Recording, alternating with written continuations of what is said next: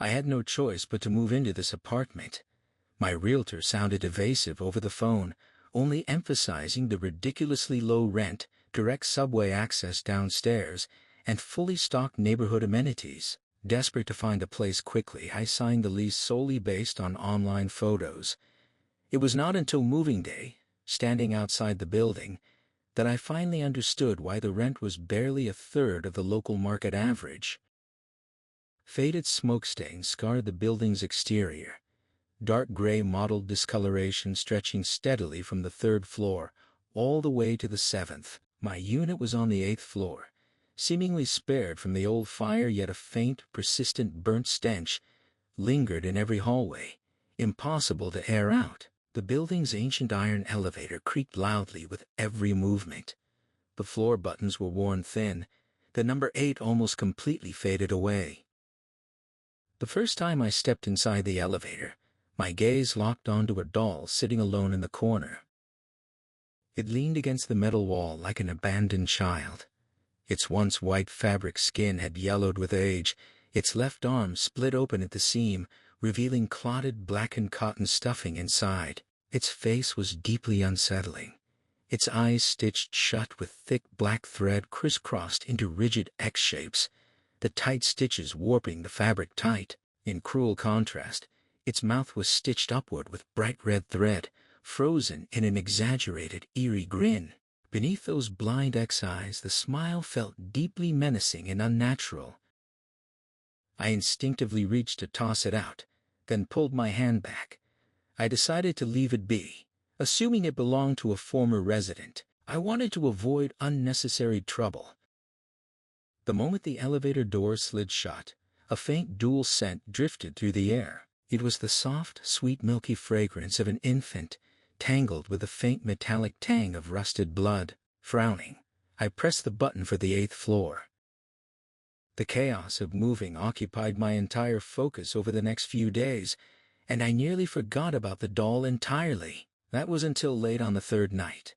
I returned home from the grocery store, and when the elevator doors opened, the doll remained in its corner, posed exactly as it had been 3 days prior. The elevator's dim yellow lighting cast faint shadows across its face, making its stitched X eyes look as if they were staring straight at me. I hurried out of the elevator. Behind me, the door slid closed, and I caught an almost imperceptible sound, the soft, high-pitched giggle of a little girl. I spun around instantly, but the elevator had already begun its descent. That night, I started unpacking my bedroom closet. The small one-bedroom apartment featured a built-in wall closet with stiff sliding doors that required force to open. As I hung up my clothes one by one, I discovered a tiny white onesie tucked in the far corner sized for a newborn baby. I picked it up. Its clothing tag was faded and illegible from years of washing, but the cotton fabric remained surprisingly soft. Assuming it had been left behind by a previous tenant, I folded it neatly and set it aside, planning to throw it away the next morning. When I opened the closet the next day, the onesie was gone. In its place hung a delicate pink infant dress sized for a 3-month-old baby. I froze in place, a cold chill crawling down my spine. I had fully closed the closet sliding door the night before, and my bedroom windows were tightly locked. No one could have entered my apartment overnight. The pink baby dress hung perfectly on the hanger, as if it had always belonged there. I ripped it down and tossed it into the hallway dumpster. Downstairs, the elevator stood empty, the doll still sitting in its corner with its permanent twisted smile. When I returned home that night, the pink dress was back inside my closet. Beside it rested a light blue infant romper sized for a 6-month-old baby. I immediately called my realtor and pressed him for information about the apartment's past residents. He hesitated nervously, only stating that the last tenant was a young woman who had moved out after less than a month with no clear explanation. When I asked about the old building fire, he fell silent for several seconds before answering. 10 years prior, the building had operated as a private orphanage. A massive fire burned through 3 floors, killing more than a dozen children. The charred building was later renovated, and converted into rental apartments. If you're uncomfortable, I can help you relocate to a new unit right away, the realtor offered. I stared at my open closet, watching the 2 tiny baby clothes glow softly under the fluorescent lights. I declined his offer and hung up the phone. The next morning, a white toddler t-shirt sized for a 1-year-old appeared in the closet. On the 4th day, a pair of yellow overalls for a 2-year-old materialized. On the 5th day, a soft blue toddler jacket for a 3-year-old hung in place. Every single morning, a new piece of children's clothing appeared, each set sized for an older child than the last. I threw them away, burned them, and even cut them to shreds with scissors, yet they always reappeared fully intact the next day, accompanied by a brand new garment. I installed a security camera inside my bedroom to capture what was happening. When I reviewed the footage the next morning, nothing supernatural appeared in the frame except my closet door sliding open on its own. A folded piece of baby clothing materialized out of thin air, settled gently on a hanger, and the door slid closed again. The entire sequence took less than 3 seconds. On the 7th morning after moving in, I found a bright red dress hanging in my closet. It was sized for an adult woman. I pulled it down and unfolded it. It featured a fitted waist, a long flowing skirt, and delicate lace trimming around the neckline. I held it up to my full-length mirror, stunned to find it fit my body perfectly, exactly the right shoulder width and knee-length cut, tailor-made for my frame. In the mirror I stood pale-faced in the red dress. Behind me, my open closet displayed a neat row of children's clothes spanning from newborn to toddler sizes, like a physical timeline of stolen, compressed time. Tucked in the deepest corner of the closet where the red dress had hung, I spotted a tiny silver object. It was a miniature baby ring, so small it could only fit on the tip of a thumb. My phone suddenly buzzed, startling me. It was a food delivery driver waiting downstairs. I tossed the red dress casually on my bed and headed down to pick up my order. The elevator doors opened, and the doll still sat in its corner. As I stepped forward to enter, I finally noticed its outfit. I had never paid close attention before. It wore a faded floral dress trimmed with the exact same lace detailing as my new red adult dress. I stared at the doll for a long time, only snapping out of my trance when the delivery driver called a second time. That night, I slept restlessly. A little girl's faint, wordless singing haunted my dreams, her tune broken and disjointed. When I rolled over in bed, I felt a strange bloating sensation in my stomach, paired with mild nausea. Early the next morning, I drove to a local pharmacy and bought a pregnancy test. 2 solid pink lines stared back at me. I sat frozen on the bathroom toilet, my body trembling. I had not dated anyone in 3 months, and my last intimate encounter with another person had been half a year prior. Pregnancy was impossible. When I returned to my bedroom, another new garment waited in the closet, a light blue maternity dress, its waistline perfectly shaped to cradle a newly swollen belly. I held the dress against my torso, and froze in terror. My flat stomach from the day before had visibly rounded, just enough to match the dress's fit. I rushed to the community clinic for an ultrasound scan. On the screen, a blurry fetal shape squirmed inside my uterus. The doctor confirmed I was roughly 8 weeks pregnant, with a steady, active heartbeat. "That can't be right," I argued. "I haven't had intercourse in 3 months." The doctor gave me a confused, skeptical look and gestured to the screen. "The fetus is here. It's healthy and developing normally." On the elevator ride back home, I knelt down to meet the doll's eye level. Its black stitched X-eyes were blind and sealed tight, yet I could feel its unwavering gaze. Its permanent red stitched grin looked simultaneously like joy and sorrow. "What do you want from me?" I whispered, my voice shaking uncontrollably. The elevator reached the 8th floor and the door slid open. A cold hallway breeze swept inside, fluttering the hem of the doll's floral dress. Instantly, the infant milk scent grew thick and overwhelming, mixed with a sharp surge of metallic rust. I glanced down and spotted thin, dark red streaks crawling across the elevator floor, winding slowly from the doll's position like a delicate umbilical cord. I stumbled out of the elevator and sprinted to my bedroom, yanking open the closet door. Next to the maternity dress rested a brand-new tiny white swaddle blanket made for a newborn infant. Tucked beneath the blanket was a yellowed, aged photograph. The photo showed a group of young children standing in front of the old orphanage entrance. In the center of the front row stood a little girl wearing a floral dress, holding a doll with stitched X eyes and a red embroidered smile identical to the one in the elevator. The little girl's eyes had been completely blacked out with marker, leaving only two hollow dark voids, yet her mouth remained fixed in the same subtle upward curve as the doll's stitched grin. Faded blue ink handwriting scrawled across the back of the photo Mommy left me, but I'll find a new mommy. My phone vibrated in my pocket, a call from the clinic. I answered immediately, met with the doctor's tense, urgent tone. We rechecked your ultrasound results. There's something else in your uterus besides the fetus, a small, round object. It looks exactly like a tiny ring. I slowly looked down at my stomach. Inside the closet, the red adult dress swayed on its own, its skirt fluttering gently as if waving me closer. The air thickened with a cloying sweet scent of infant formula, tangled with rusted blood and the faint, lingering burnt stench of the old fire. The black X-shaped eyes on the photograph stared straight into mine. One by one, every children's garment in the closet vanished without a trace.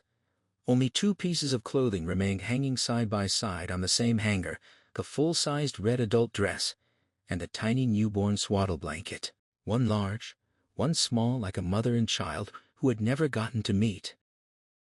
A sharp, mild cramp twisted through my abdomen, like something small shifting and rolling inside me. Night fell outside my window. The old elevator creaked endlessly as it traveled up and down the floors. The little girl's singing returned, clearer this time, a soft, haunting lullaby. Her voice whispered through the quiet apartment, sleep tight, Mommy's here." I rested my hand on my warm, swollen stomach, feeling the slow, steady growth of a new life inside me. Behind me, my closet door began to slide open, inch by inch, all on its own. I rented a one-bedroom apartment downtown for just 800 yuan a month to save money. On the day I moved in, my landlord warned me repeatedly never open the bathroom door after midnight. I initially dismissed it as an old superstition of the aged building, until I found that the dripping water sound that rang out sharp at midnight every night never made the water meter move a single digit. Hidden within the audio I recorded, beneath the constant dripping, lingered the soft breathing of a woman. On the day I signed the rental contract, Uncle Lin, the landlord, stared straight at my face for a full 30 seconds. His fingers rubbed back and forth over the paper, dark grime trapped under his fingernails that could never be washed clean. "No matter what noises you hear after midnight, do not open the bathroom door," he said for the third time, lowering his voice to a hushed murmur. "Mark my words, no exceptions, no matter what you hear." I nodded with a faint smile, thinking his words ridiculous. Old residential buildings always came with bizarre old taboos, and this unit cost half the price of other apartments in the same neighborhood. The first night I stayed there, I heard the dripping sound. It struck exactly 12 o'clock, precise to the second. The sound of water tapping against the ceramic sink echoed loudly through the silent night. Tap, tap, tap. The rhythm was steady and even, just like an accurate metronome. I rolled over and paid it no mind. Aging water pipes leaked all the time in old buildings, or so I told myself. The next morning I checked the water meter. Its numbers had not shifted at all. I frowned and twisted the faucet to pour a glass of water. The needle on the meter spun. The second water flowed out. Perhaps the dripping had been too faint to register. I comforted myself. At midnight, the dripping returned right on schedule once again. I dragged myself out of bed and set a plastic bucket under the sink to catch the water. If it dripped all night long, There had to be some water collected by dawn. When I woke up the next morning, the bucket stood empty. Not a single drop of water inside. I stood in the bathroom doorway, a cold chill suddenly crawling up my spine. Sunlight streamed through the window and fell on the frigid tile floors, yet it brought no trace of warmth. I bought a surveillance camera and fixed it in the corner of the living room, its lens pointed directly at the bathroom door. That night, I sat before my computer, staring at the live monitoring feed. 12 o'clock arrived. The dripping sound started right on time. On screen, the bathroom door did not move an inch. 10 minutes later, the dripping faded away completely. Everything seemed perfectly normal. I breathed a sigh of relief, telling myself I had only imagined the oddities. Just as I reached to shut down the monitoring program, the screen flickered for a split second. The bathroom door creaked open, a tiny crack no wider than 1 centimeter. But I was certain I had latched it tight the night before. Every hair on my body stood on end. I rewound the footage and replayed it over and over again. The door had opened on its own. There was no wind, no external force, as if an invisible hand had gently pushed it outward from the inside. I pulled out my phone, turned on the voice recorder, and placed it outside the bathroom entrance. I stayed wide awake until sunrise that night. The next morning I put on my headphones and played the recording. The first 50 minutes only held faint electronic static. Then midnight hit. Tap. The first drip sounded, followed by a second, then a third. I held my breath and listened until my heart skipped a beat and froze in my chest. Between each tap of water, I caught the soft, slow breathing of a woman, light and unhurried, as if someone was pressed against the other side of the door, breathing alongside me through that thin barrier. I hurried downstairs to the neighborhood convenience store. The owner was a woman in her 50s who had run the shop for more than a decade. "Ma'am, do you know who lived in Unit 302 before me?"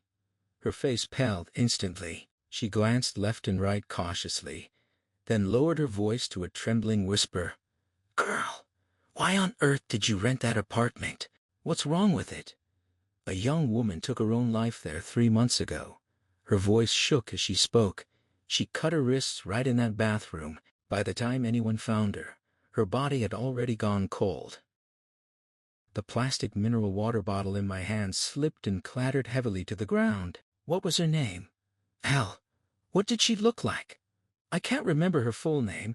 I only know she was beautiful with fair skin." She paused for a moment, then added, "Wait a minute. She actually looked quite similar to you." I headed back to the apartment and flipped on every light in the room. It was bright and sunny outside, yet an icy coldness seeped into my bones. I sank onto the sofa, my mind in complete turmoil. The previous tenant had killed herself in that bathroom, and she bore my likeness. The midnight dripping, the empty bucket, the door opening of its own accord, the hidden breathing in my recording. Could this place truly be haunted? I packed all my belongings, ready to move out at once. I would rather pay the lease-breaking penalty than stay another night. But when I dragged my suitcase to the front door, I suddenly stopped short. Something did not add up. If she had died by suicide, why torment me non-stop? If she meant to harm me, why had she not attacked outright? And why had the landlord repeatedly warned me never to open the bathroom door after midnight? What secret was he hiding? I set the suitcase aside. I needed to uncover the truth. I stayed awake the entire night. I clutched a kitchen fruit knife, sitting on the living room sofa, and staring unblinkingly at the bathroom door. 12 o'clock struck. The dripping sound began on cue. Tap, tap. I drew a deep breath and stood to my feet. I was going to open that door. My palm wrapped around the cold metal doorknob, a shudder running through me from the frigid touch. I counted slowly to 3. 1, 2, 3. I shoved the door wide open in one sharp motion. The bathroom stood completely empty. The sink basin was bone dry. A thin layer of fog coated the mirror, even though I had never run any hot water to create steam. I stepped up to the mirror and lifted a hand to wipe away the mist. My pale reflection stared back at me. That was when I saw something impossible. The version of me trapped in the mirror never blinked. My heart shot straight into my throat. I stumbled backward, crashing against the sink behind me. The me in the glass slowly stretched her mouth into a twisted, eerie grin bit by bit. Her figure faded away entirely. The mirror returned to normal once more. I gripped the edge of the sink, gasping violently for air. I blinked several times at my own reflection, and everything looked ordinary again. Had what I'd just seen only been a hallucination? I lowered my gaze, and spotted a faint fresh scratch carved along the rim of the sink. It appeared newly made, as if dragged across the porcelain with a fingernail. I leaned in close to examine it. A single character was etched there: Run. Just then, I heard the front door lock twist and click. The landlord had come. It was 10 past midnight. I darted into the bedroom and locked the door tight. Peering through the thin crack between the door and its frame, I watched Uncle Lin walk into the living room. He held a black plastic bag in his hand and headed straight for the bathroom without hesitation. He pushed the bathroom door open and stepped inside. Then I heard his voice, soft and gentle, nothing like his usual gruff tone. "Be patient. Wait a little longer," he murmured. "She looks exactly like you, and soon the two of you will be together forever." Ice flooded every vein in my body. Who was he talking to? He was all alone in that bathroom. I grabbed my phone, ready to dial the police. No signal appeared on the screen at all. Not a single bar of reception. Uncle Lin stepped back out of the bathroom, the black plastic bag gone from his grasp. He walked toward the bedroom. His footsteps drew closer and closer. Tap, tap, tap, matching the exact rhythm of the midnight dripping. My fingernails dug deep into my palms, leaving raw, bleeding gashes in my skin. He halted right outside the bedroom door. "I know you're hiding in there, young lady," he said with a cold smile in his voice. "Open the door for me." I stayed silent, not uttering a single word. "I'm sure you've wondered about that dripping noise every midnight," he continued, speaking through the wooden barrier. "That's my daughter, crying. 3 years ago, a stranger broke into this apartment and murdered her right in this bathroom. The police never caught the man who killed her. My daughter's spirit could never rest, so she is trapped inside these walls. She is unbearably lonely all by herself. I needed to find someone to keep her company, someone who shares her face." I leaned back against the door, shaking uncontrollably from head to toe. Everything clicked into place at last. The previous tenant had not committed suicide. He had murdered her, only because her face resembled his dead daughter's, and now I was his next target. "You know," his voice pressed tight against the door crack, "the moment I first laid eyes on you, I knew you were the perfect match. You look as if you were cast from the same mold as my little girl.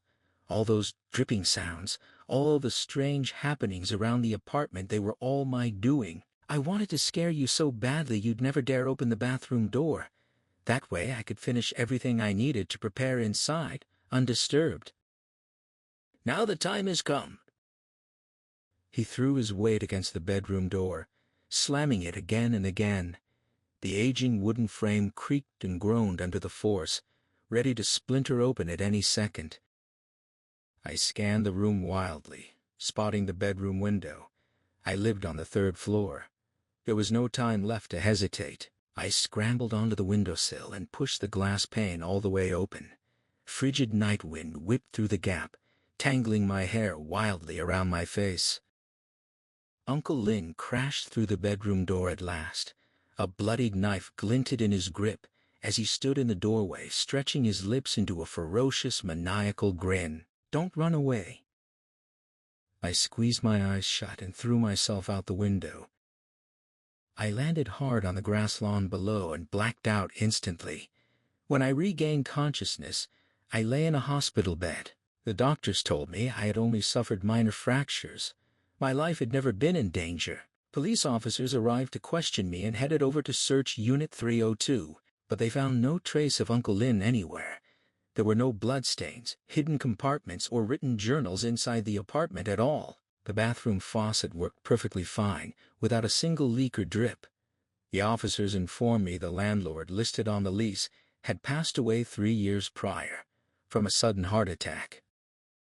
I pulled out my phone to show them the audio recordings and surveillance footage I'd saved as evidence, but every single file had vanished completely. My phone storage sat empty and blank, as if none of those terrifying events had ever taken place. I was released from the hospital 1 week later. I never set foot near that apartment building again. Yesterday, a package arrived for me in the mail. No return address was printed anywhere on the box. I tore the cardboard open. Inside rested a small handheld mirror. Carved into the back of the glass with sharp fingernail marks was a name, my full name. And right now, the clock reads 11:59 p.m. outside my window. I hear that familiar dripping sound echo through the dark night. Tap, tap, tap.